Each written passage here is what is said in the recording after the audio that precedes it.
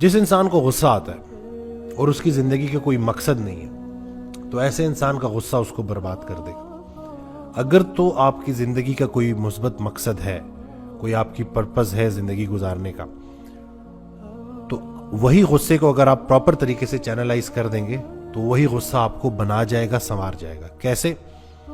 मेरे पास एक साहब आए थे, उन्होंने बड़ा ज़बरदस्त वज़न कम किया था। इतना वज़न कम किया था कि लोग हैरान थे और प्रॉपर वो एक इंस्पिरेशन बने हुए थे, हर बंदा उनसे मोटिवेशन ले रहा था।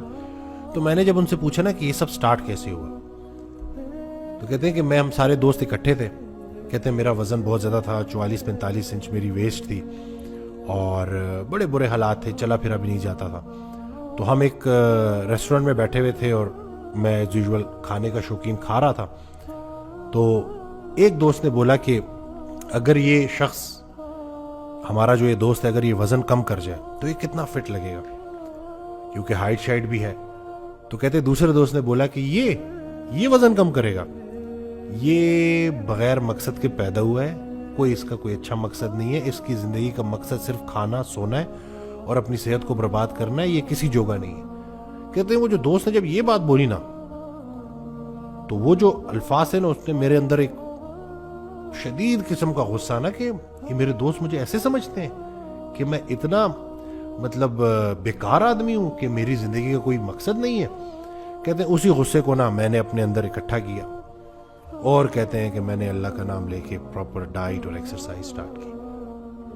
और कुछ ही अरसे बाद जब मुझे रिजल्ट्स मिलना शुरू हुए, मैं और इनकरेज होता रहा और होते होते होते मैंने वो एक्स्ट्रा वज़न भी कम कर लिया, अपने सेहत को भी बेहतर कर दिया। और कहते कि अब मैं कितनी देर रनिंग कर सकता हूँ। तो आपने देखा कि किस तरह से एक इंसान ने गुस्से को मुस्बत डायरेक्शन दी।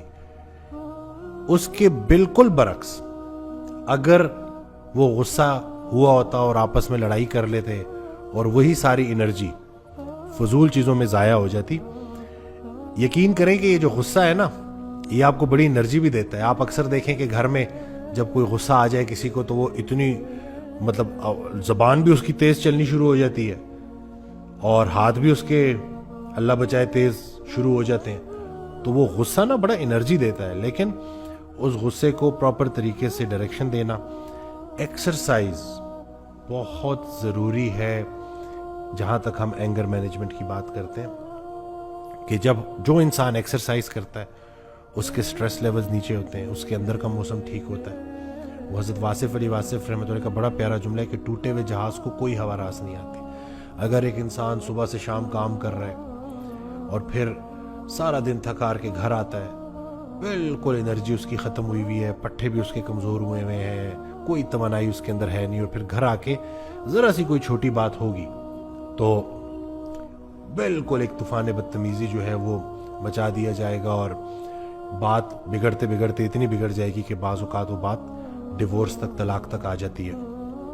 उसके बिल्कुल बरस अगर एक इंसान अपनी सेहत को टाइम देता है, अपनी खुराक अच्छी रखता है, एक्सरसाइज करता है, अच्छी महफिलों में बैठता है, अच्छी किताबें पढ़ता है, तो उसके अंदर क़ुव्वत बर्दाश्त बहुत ज़्यादा होगी और वो जब भी घर आएगा तो एक पॉजिटिव एनर्जी के साथ, एक पॉजिटिव ऑरा के साथ आएगा।